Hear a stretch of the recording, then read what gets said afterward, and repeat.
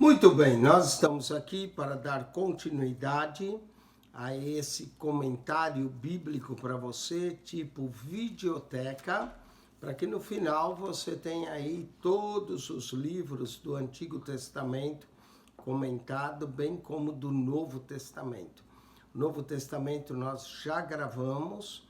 Quando você entra no nosso canal PR Eugênio Piacentini, o segredo é clicar naquela foto em cima da minha foto. Quando você clica, você vai entrar no playlist. Ali você encontra as pastas organizadas de Mateus ao Apocalipse e de Gênesis até Isaías. Isaías é a quarta divisão do nosso Antigo Testamento, é o 23º livro do Antigo Testamento e o primeiro dos livros dos profetas maiores, que é Isaías, Jeremias, Lamentações, Ezequiel e Daniel. Esses 5 livros formam o conjunto que nós chamamos a quarta divisão do Antigo Testamento, que são livros proféticos. Os últimos 12, de Oséias a Malaquias, também são livros proféticos, só que nós dividimos profetas maiores, devido ao ministério longo dos profetas, e profetas menores, que alguns dos menores só profetizaram por uma nação ou período curto de suas profecias. Diferente de Isaías, que é chamado príncipe dos profetas, que teve 60 anos ou mais de ministério profético. Isaías profetizou nos dias de Uzias, Jotão, Acás, Ezequias, reis de Judá, enquanto Jonas só profetizou uma vez para os ninivitas e eles se converteram e ele ficou triste. Os ninivitas se convertem com a mensagem de Jonas. Jonas queria que todos fossem destruídos, não é? Claro que um profeta desse jeito tem que ter um ministério bem curto e olhe lá, né? E até um favor Deus usar um profeta desses. Mas Isaías não, Isaías é diferente. Então nós temos 66 capítulos, 1292 versos. A primeira parte de Isaías é profecia sobre Jerusalém, Judá, capítulo 1 a 5. Depois nós temos aquela visão tremenda de Isaías no capítulo 6. Depois temos o livro do Emanuel, capítulo 7 e 12. E agora nós vamos ter o que nós chamamos de bússola profética de Deus para as nações. Profecias do profeta Isaías para 12 nações, que eram nações vizinhas. Começa com Babilônia, vai pela Síria e vai até a última das nações, que é Tiro. Então profetiza também contra o Egito.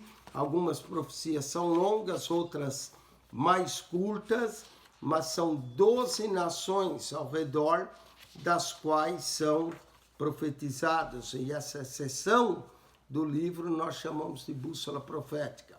Do capítulo 7 ao 12, chamamos de o livro do Emanuel. Falando dessa bússola profética, depois do capítulo 24 a 26, nós vamos ter o pequeno Apocalipse de Isaías, do capítulo 27 a 35, juízos e julgamento, e do 36 ao 39, que encerra a primeira sessão, o livro que fala do reinado de Ezequias. Falando dessa sessão da bússola profética de Deus para essas nações, de Isaías 13 a 23, nós vamos ver profecias a respeito de diversas nações que estarão envolvidas nas guerras assírias, na invasão da Síria. Essa sessão é qual uma bússola profética, porque mostra o futuro das nações em todas as direções ao redor de Judá. O tema dessa sessão é um só, do capítulo 13 a 23. Confie em Deus para a sua libertação e não nas alianças com outras nações. O título, Senhor dos Exércitos, aparece nesses capítulos 23 vezes e revela o poder de Deus para assegurar a vitória. No capítulo 6, verso 5, a fé do profeta foi despertada ao contemplar Cristo como Senhor dos exércitos. Santo, santo, santo é o Senhor dos exércitos. Para que a nação confiasse inteiramente no Senhor, que mantém o controle sobre as demais nações. Isaías encoraja Judá pelo uso da mesma frase, Senhor dos exércitos. O fundo histórico. Essa porção do livro de Isaías, capítulo 13 a 23, foi escrita durante um período histórico agitado e era um período também de muita insegurança. Tendo derrotado a Síria e Israel, a Síria obrigava as nações à sua volta a se tornarem seus vassalos, seus tributários, a pagar impostos e tributos. No ano 715 a.C., as nações estavam escravizadas e essas nações resolveram aliar, formando um único exército para tentar sacudir o jugo da Assíria. Judá também foi convidada a tomar parte nessa aliança. Com toda essa gente lutando, a vitória até parecia garantida, mas o profeta deu uma palavra de um forte não. Não, porque essas nações vão ser julgadas. Lembra que a Síria, nós falamos no 10:15, que era como um machado nas mãos de Deus. Ele já tinha recebido uma mensagem de Deus, revelando tudo o que ia acontecer a esse respeito, e falou ao seu povo sobre as consequências de tal procedimento. As palavras proféticas acabaram convencendo o rei Ezequias a não participar dessa referida aliança, e sim depender exclusivamente de Deus. As duas datas históricas do livro de Isaías que designam o tempo exato de suas profecias, a primeira vai se achar em capítulo 14, verso 28, mostrando que Isaías está escrevendo no ano em que morreu o rei Acás, no ano 715 a.C. Isaías 14 também é muito interessante quando ele menciona a Síria e falando na sua profecia, parece que faz uma referência à estrela da manhã, que é uma referência a Lúcifer. Nessa data, os estados subjugados foram uma aliança para tentar derrubar o poder da Assíria.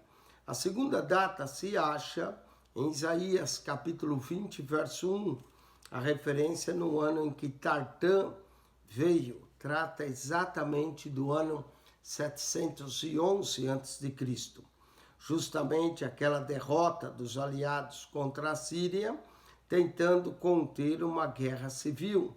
O Egito não aliou-se com as outras nações que compunham essa grande aliança, que culminou num fracasso para o Egito. Então nós vamos ver aqui 12 alianças, 12 profecias, não é? E 12 nações.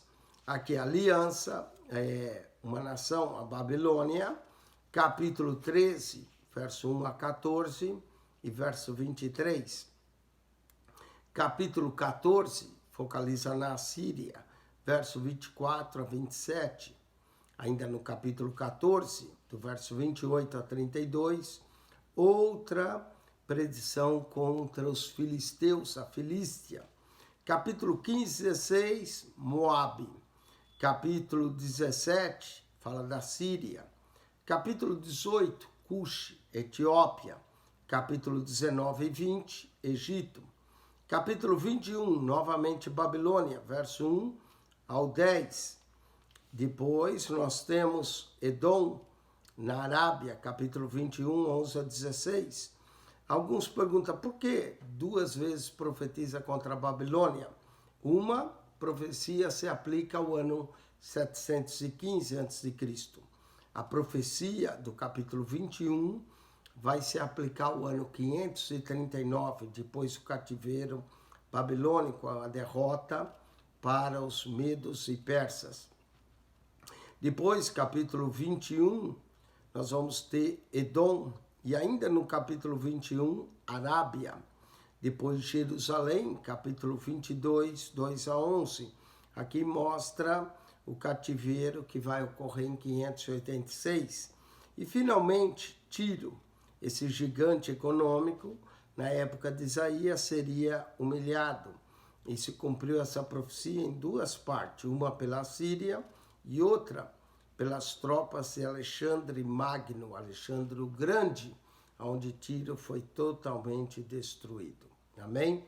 Nós, no meio de tudo isso, encontramos no capítulo 14 uma referência à Batalha das Estrelas, a Estrela da Alva, uma referência a Lúcifer, né, nesse detalhe do capítulo 14. Quando chegarmos lá, vamos falar mais detalhadamente sobre isso. Amém? Capítulo 13, a ruína da Babilônia e o livramento de Israel. Peso da Babilônia. A profecia começa com peso, como se a nação foi pesada e achada em falta. Que viu Isaías, ele teve uma visão, filho de Amós. Alçai uma bandeira sobre um monte escalvado, né? O monte estava destruído. Levantai a voz para eles e acenai-lhes com a mão, para que entre pela porta dos príncipes. Acene com a mão, para que eles venham pela porta dos príncipes. Eu dei ordem aos meus santificados. Sim, já chamei os meus valentes para a minha ira, os que executam com a minha majestade. Deus usava até as nações ímpias como espada sobre outras nações. Aqui mostra o Deus soberano no controle da história das nações. Já se ouve a gritaria da multidão. Isaías conseguia ver a gritaria da multidão sobre os montes semelhante a um grande povo. A voz do rebuliço dos reinos das nações já congregados, todos congregados, aquela grande voz e rebuliço, e o Senhor dos Exércitos. Olha o tema que aparece diversas vezes, o Senhor dos Exércitos, passa em revista o exército de guerra. Então o Senhor dos Exércitos está aqui passando e está passando em revista os exércitos para a guerra. Não é? Então o Senhor está revistando todos para a guerra. Ele é o Senhor dos exércitos, não só dos exércitos de Israel, dos exércitos da Síria, da Babilônia, do Egito e de todos os mais. Já vem de uma terra de longe, desde a extremidade do céu. Nada acontece sem autorização de Deus, lá dos céus. O Senhor e os instrumentos da sua indignação. Note que essas nações eram instrumentos da indignação do Senhor. Então o Senhor executava juízo, mesmo usando uma nação ímpia como a Síria, para destruir toda aquela terra. Verso 6, uivai, faz lembrar os lobos que uivam à noite. Uivai, porque o dia do Senhor está perto. O uivo aqui é uma espécie de anúncio. Vem do Todo-Poderoso como assolação. As nações seriam assoladas e isso vinha da mão do Todo-Poderoso. Verso 7, pelo que todas as nações se debilitarão e o coração de todos os homens se desanimará, ou seja, vai se encher de desânimo por causa da Síria. A Síria vai ser um machado de Deus, como lemos em Isaías 10:15, sobre essas nações, e assombrar-se-ão e apoderar-se-ão deles dores e ais. Os assírios eram terríveis mesmo.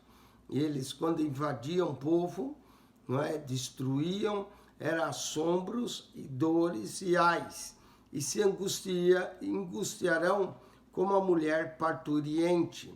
Aqui as dores seria como as dores daquela que está para dar à luz. Essa expressão, dores da mulher parturiente que está para dar à luz, é usada muitas vezes nas Escrituras pelo próprio Jesus, que quando estava para ir para a cruz mencionou que era como a mulher que estava para dar à luz. Cada um se espantará do seu próximo, e o seu rosto será rosto flamejante. Eis que o dia do Senhor vem. Esse dia era dia de juízo, mas também, lembra que eu falei que profecia pode ter um duplo ou triplo cumprimento? Pois é, todas as vezes aconteceu lá em 700 anos, aconteceu no ano 70, vai acontecer no período também da grande tribulação. Eis que o dia do Senhor vem, horrendo como furor e ira ardente, para pôr a terra em assolação e destruir os pecadores dela. Deus julga todo pecado, né? Paulo diz, todos pecaram e destituídos estão da glória de Deus. Então Deus vem para julgar a terra, pôr em assolação e destruir os pecadores dela. De tempos em tempos, Deus julga. Alguns dizem que essa pandemia que nós estamos vivendo é, de uma certa forma, um juízo de Deus. Porque as estrelas dos céus e os astros não deixarão de brilhar a sua luz. Eles vão continuar brilhando, não é? O sol se escurecerá. Várias vezes ameaçava quando havia trevas o sol escurecendo. A razão que o sol escurecia em algumas cidades, quando tomadas que eram incendiadas, e aí a fumaça da cidade escondia o sol deles. O sol escurecerá, e o nascer e a lua não fará resplandecer a sua luz. As trevas, né? Esses momentos de destruição eram momentos de trevas para aqueles. E eles também não mais viriam a luz do sol e nem a luz das estrelas. E visitarei sobre o mundo a maldade e sobre os ímpios a sua iniquidade. De tempos em tempos, Deus visita a terra para que os homens saibam que são os pecadores, para que as suas iniquidades sejam postas à luz do seu rosto. E aí vem o peso, né? Como começa no verso 1. E farei cessar a arrogância dos atrevidos, aqueles que se atrevem contra Deus, soberbos, arrogantes. Farei cessar e abaterei a soberba dos tiranos. Deus promete que ia abater até a soberba dos tiranos.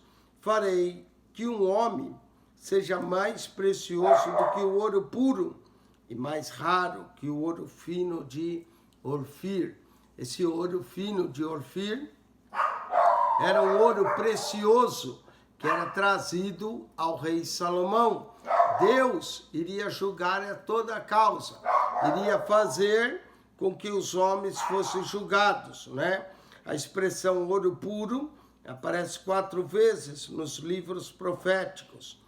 Aqui em Isaías 13:12, em Jeremias 52:19 e em Lamentações 4:1 e 2. Pelo que farei estremecer os céus e a terra. Deus ia fazer os céus e a terra estremecer e se moverá do seu lugar por causa do furor do Senhor dos exércitos e por causa do dia da sua ardente ira. Quando Deus se irasse, ele iria julgar os povos, as nações, a terra, o furor, a ira ardente do seu povo. Verso 14. E cada um será como a corça que foge.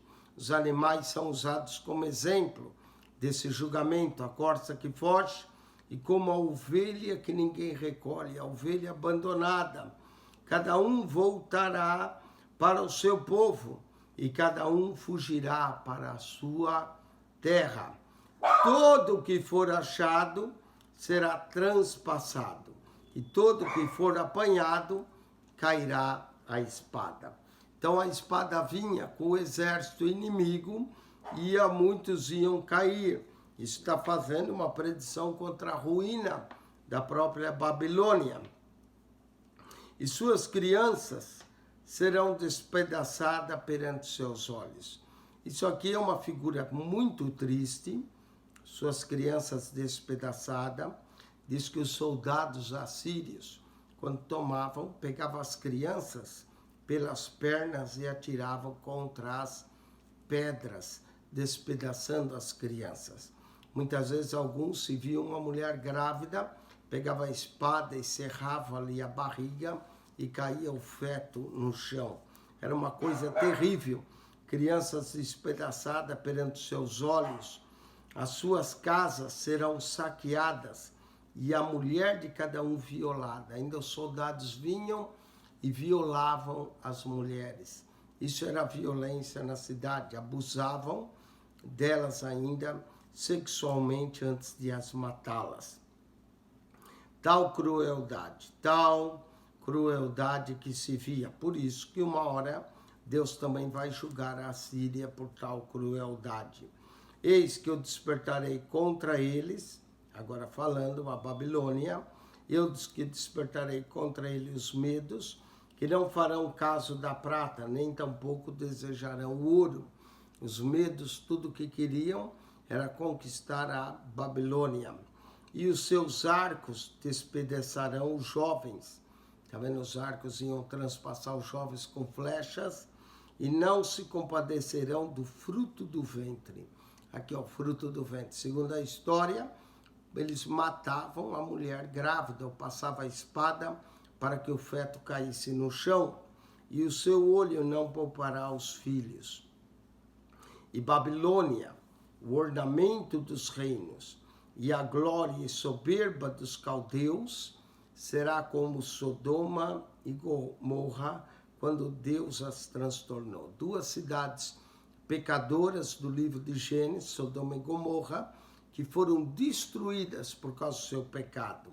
E aqui profetiza Isaías, no 14:19, que a Babilônia e todos os ornamentos de seus reinos, e glória e soberba dos caldeus, seria como Sodoma e Gomorra, quando Deus os transtornou. Verso 20, a Babilônia aqui vai ficar deserta. Faz lembrar a Babilônia de Apocalipse 18, aquela grande cidade que caiu a Babilônia.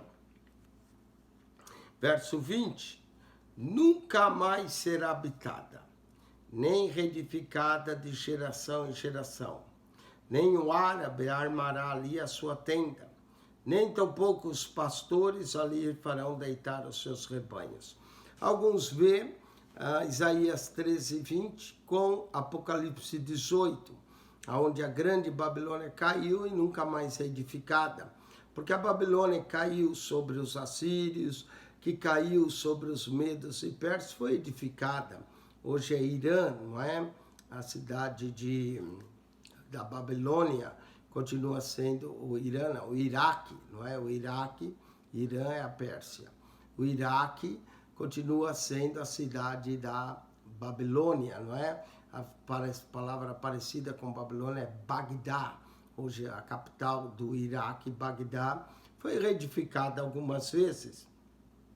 Mas aqui, quando menciona no capítulo 20, não será mais habitada, faz lembrar Apocalipse 18, a Babilônia que caiu e nunca mais será reedificada de geração em geração. Nem o árabe armará ali a sua tenda, o seu comércio, nem tampouco os pastores ali farão deitar os seus rebanhos, mas as feras do deserto, a cidade vai ficar deserta, repousarão ali e a sua casa se encherá de horríveis animais. Aquele ornamento, aquelas casas vão serem tomadas por animais.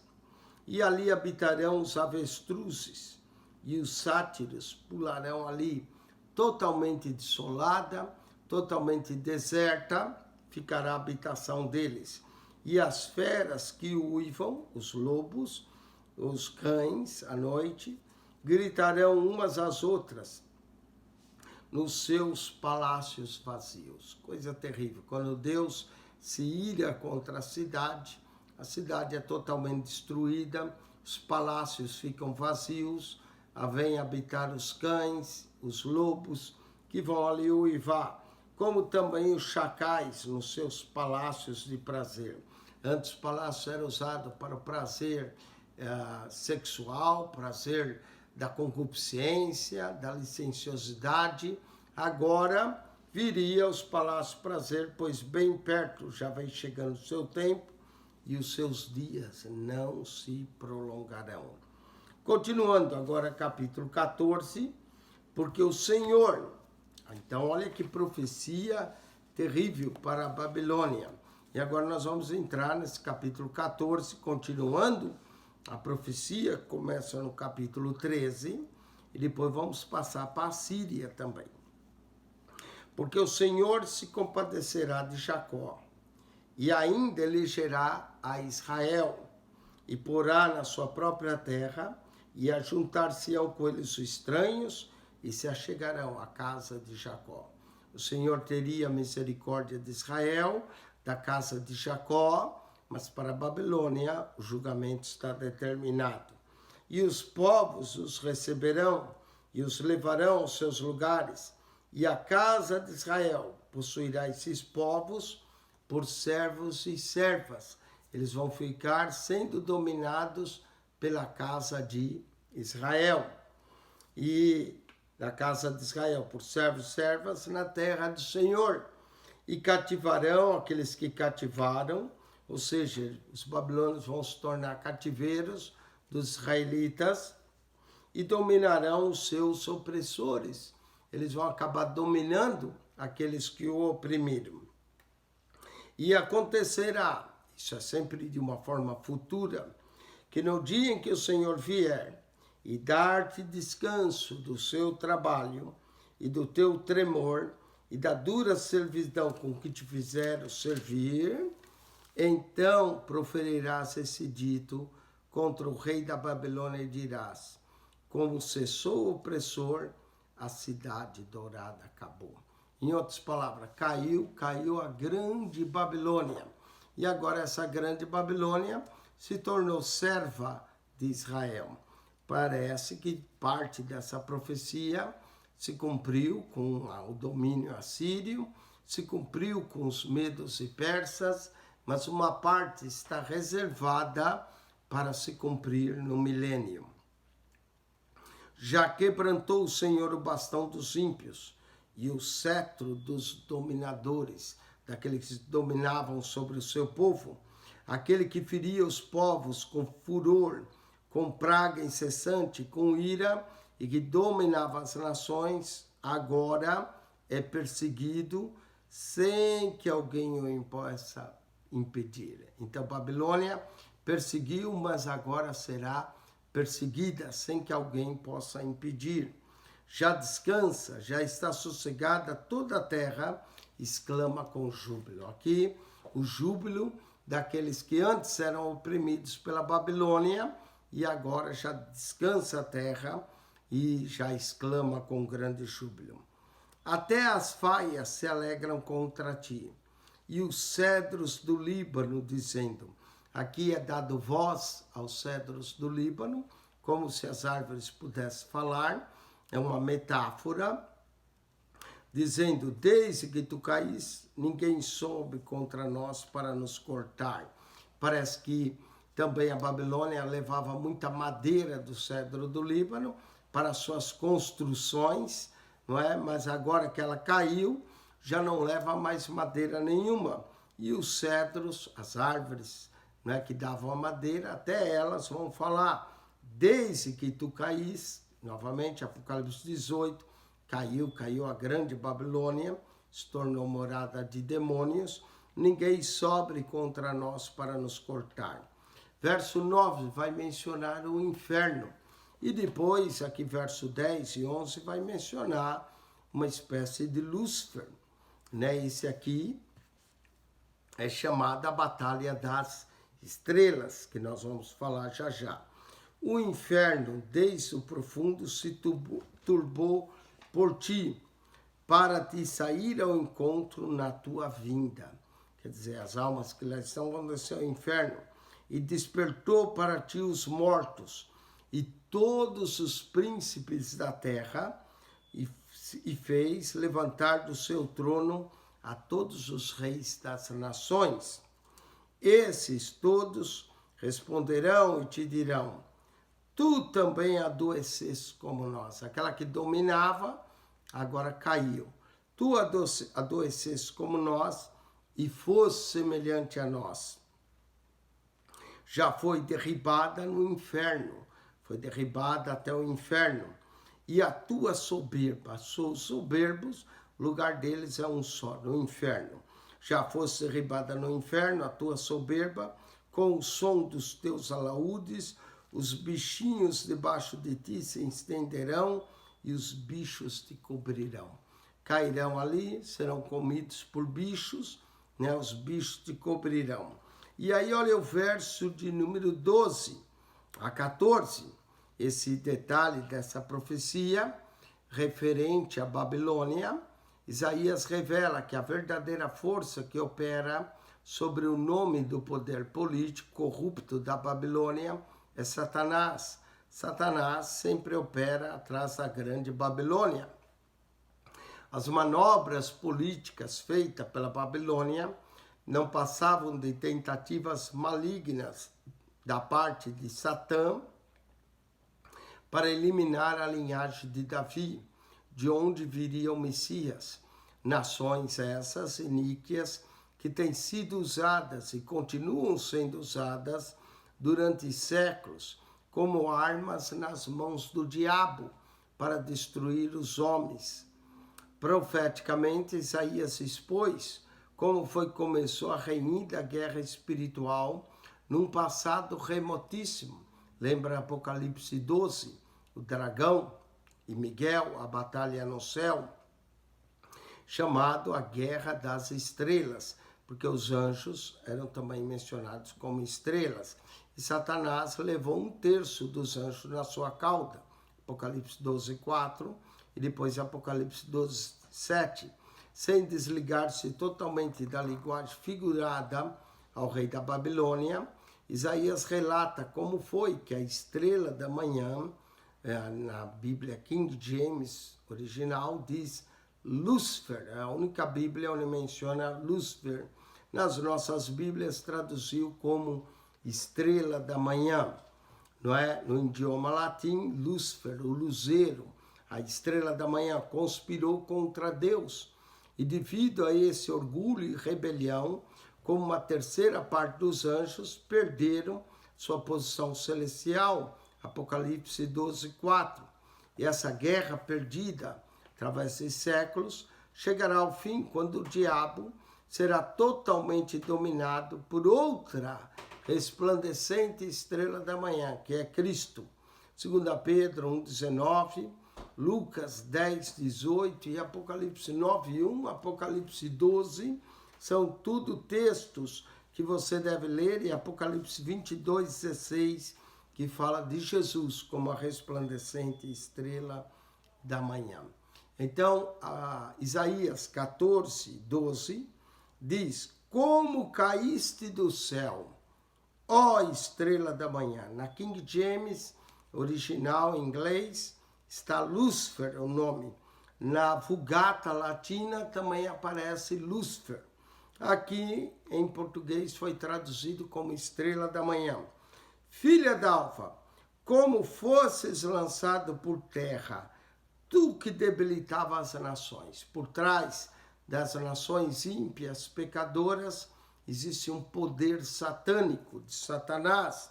E tu dizias no teu coração, olha a exaltação dele, olha o orgulho e a soberba. Eu subirei ao céu, acima das estrelas de Deus. As estrelas de Deus aqui é uma referência aos anjos. Exaltarei o meu trono. Ele queria ter um trono maior do que o de Deus, mais alto. E no monte da congregação me assentarei da banda dos lados do norte. Diz que o grande desejo de Satanás é sempre ser adorado como um Deus. Por isso que na terceira tentação, ele tenta Jesus, que ele daria todos os reinos e glória se Jesus o adorasse. E Jesus disse, vai-te embora, Satanás. Está escrito, Só ao Senhor teu Deus adorarás, só a Ele servirás. Satanás ofereceu um atalho, aquilo que seria de Jesus, os reinos e a glória, mas que ia custar a cruz, por uma simples adoração a Ele, porque esse sempre foi o grande desejo dele, ser adorado como Deus.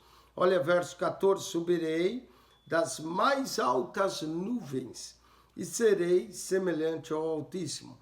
Ele não se atreve a dizer que ele seria mais que o Altíssimo, mas a única coisa que ele queria ser era semelhante ao Altíssimo, ser adorado como um Deus. E por isso ele incitava tantas as nações.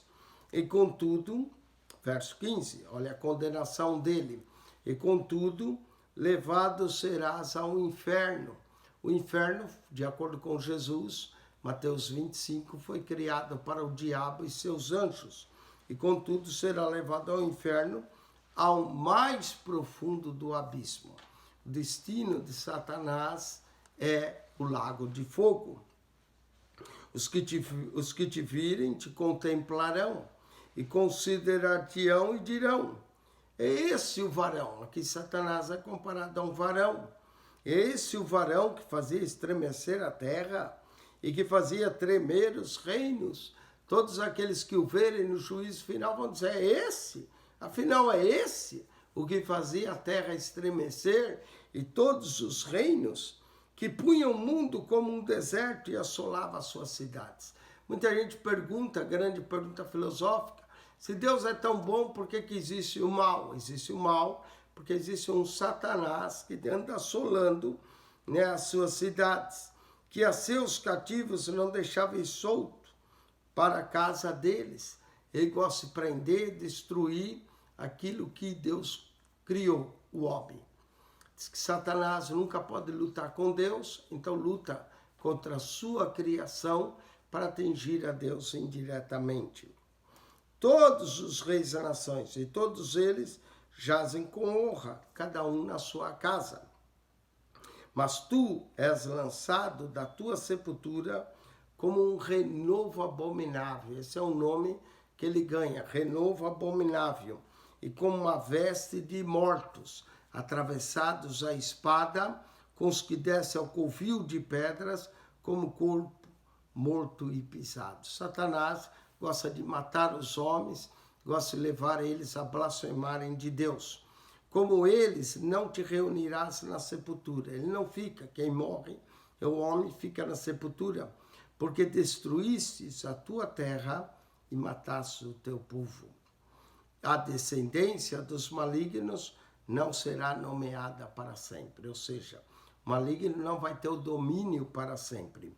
Preparai a matança para os filhos por causa da maldade. Ele é a causa de toda a maldade de seus pais, para que não se levantem por sua terra e encha o mundo das cidades. Deus julga isso. Verso 22, porque me levantei contra eles, diz o Senhor dos exércitos, e desgarrei da Babilônia o nome e os resíduos, e o filho e o neto, diz o Senhor.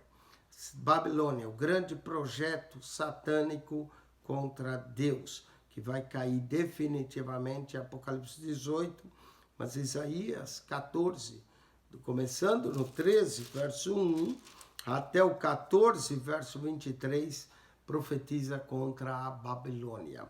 Porque me levantei contra ela, diz o Senhor dos Exércitos, desraigarei da Babilônia o nome, os resíduos, e o filho e o neto, diz o Senhor. E reduzirei a possessão de corujas. Essa palavra corujas, alguns intérpretes originais diz que se refere a Lilith. Lilith até tem uma heresia aí que ensina, não é?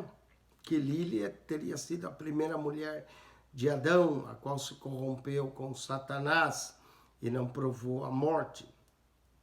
Mas aqui é traduzido como corujas, não é? Depois você pode ver no YouTube sobre Lilith, você vai descobrir muita coisa. A possessão de corujas e a lagoa de águas, e valerei como vassoura de perdição, diz o Senhor dos Exércitos, né? Aqui coruja, o termo original no hebraico é Lilith. E reduzirei a possessão de corujas, parece que é outro demônio que se refere. E a lagoas e águas, e varrei como vassoura de perdição, diz o Senhor dos Exércitos. Muito bem, agora nós vamos encontrar do verso 24 a 27, nesses 3 versos, uma profecia contra a Síria. E depois, para concluir o capítulo 14, a profecia contra os filisteus. Aqui aparece que a Babilônia é a mais que recebe a maior profecia. Começa no capítulo 13, vão 22 versos, entra pelo capítulo 14, mais 23 versos, 55 versos falando da Babilônia, uma referência a Satanás. Agora 3 versos praticamente contra os assírios.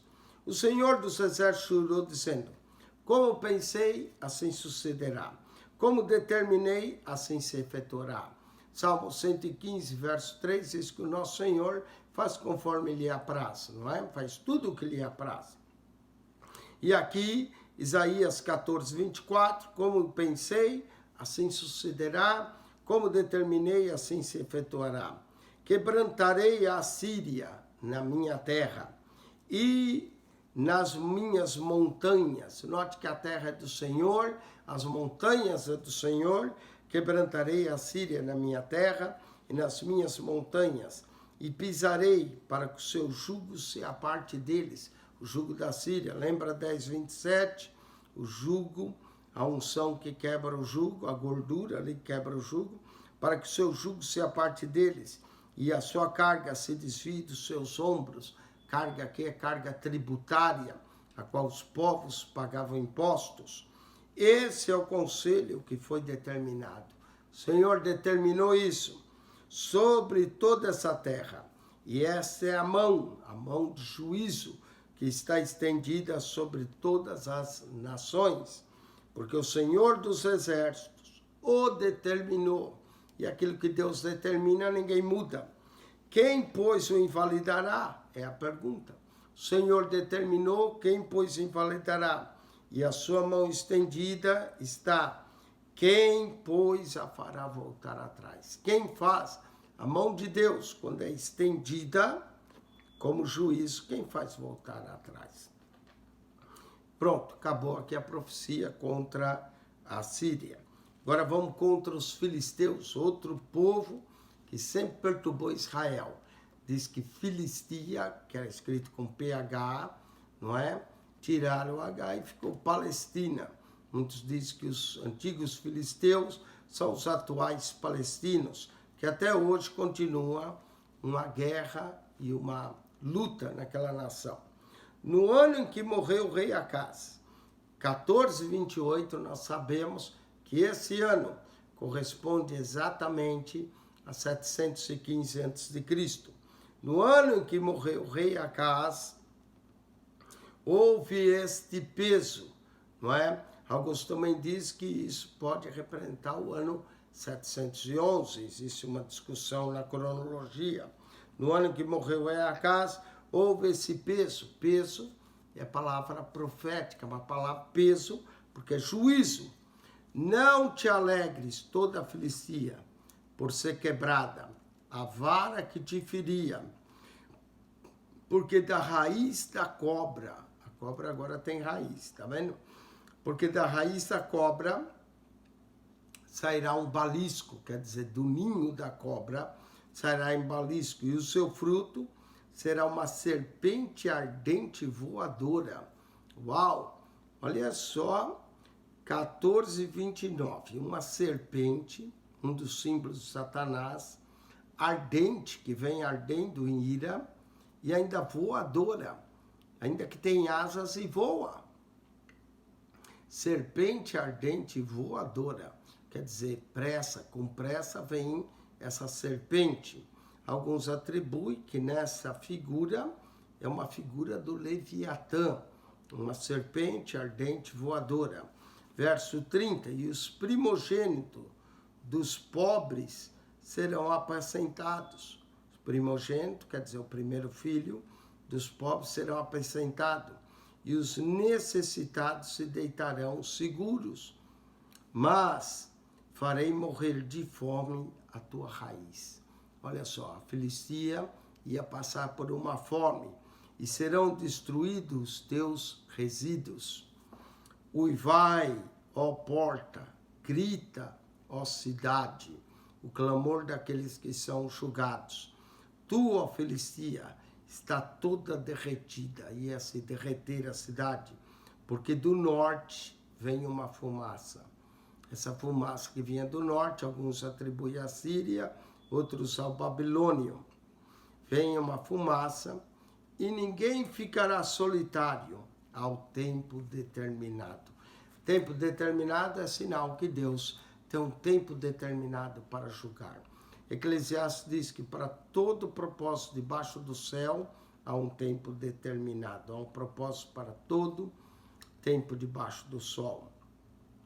Verso 32. Quem se responderá, pois, aos mensageiros do povo, que o Senhor fundou a Sião, para que os opressos do seu povo nela encontrem abrigo? Que se responderá, pois, aos mensageiros do povo, aqueles que levavam a mensagem, que o Senhor fundou a Sião, a cidade de Sião, a cidade de Deus, a presença do Altíssimo nessa cidade, para que os opressos do seu povo nela encontrem abrigo. O verdadeiro abrigo está na presença de Deus. E quem quiser encontrar abrigo, tem que vir para o Senhor. Nós vimos aqui no capítulo 13, 14, três nações. Babilônia, que é o que mais fala. Depois, a Síria, capítulo 14, 24 a 27. E por último, Filistia, que seria julgado. Deus julga as nações. Na Babilônia, Isaías apresenta um resumo da história da Babilônia, começando no ano 715, até sua queda sobre a força dos medos em 536 a.C. Por isso que ele fala tantos versos, 55 versos, começando no capítulo 13, verso 1, capítulo 13 tem 22 versos, até o verso 23, não é? Então, 45 versos, ele conclui nesses 45 versos o juízo da Babilônia. Da Síria, somente o capítulo 14, 24 a 27, essa profecia alerta a Síria da sua destruição vindoura, o que ocorreu em 701 a.C. Filístia prediz a derrota desse povo, e isso foi no ano que o rei Acaso morreu, corresponde ao ano 715, e a derrota chegou 4 anos mais tarde, em 711 a.C. Por isso que alguns até misturam as datas. A profecia veio 4 anos antes, a derrota da Filistia, 711 a.C. Amém? Com isso nós concluímos o capítulo 13, 14, voltaremos para comentar profecias contra Moabe, capítulo 15 e 16. Amém? Profecia contra Moabe, e vamos continuar também contra Damasco e Efraim. 3 nações vimos: Babilônia, Assíria e Filistia. Vamos ver mais nações como Moabe, Damasco e Efraim. Efraim é Israel. E ainda falando dos exércitos assírios. Amém? Que Deus te abençoe. Se você gostou, coloque aí um sinal de joinha, subscreva nosso canal, se esse é o primeiro vídeo que você está assistindo. Nós aqui estamos comentando a Bíblia capítulo por capítulo, verso por verso, de forma sistemática. Você pode começar com a introdução dos livros Profetas Maiores, ver a introdução de Isaías, tem 2 vídeos que te dá uma ideia geral do livro, e depois começa no capítulo 1, verso por verso, capítulo por capítulo. Amém? Pastor Eugênio Piacentini, mais uma vez esteve com você. Que a graça de nosso Senhor e Salvador Jesus Cristo, o amor de Deus nosso Pai e a comunhão do Espírito Santo seja com todos vós, que você possa meditar nas Escrituras. Jesus disse: examinai as Escrituras, porque cuidais ter nela a vida eterna, e são elas que de mim testificam. Estude a Bíblia, ame lê-la, ame estudá-la, ame aprender das Escrituras e você vai ver quantas lições maravilhosas Deus tem para a sua e a minha vida. Amém.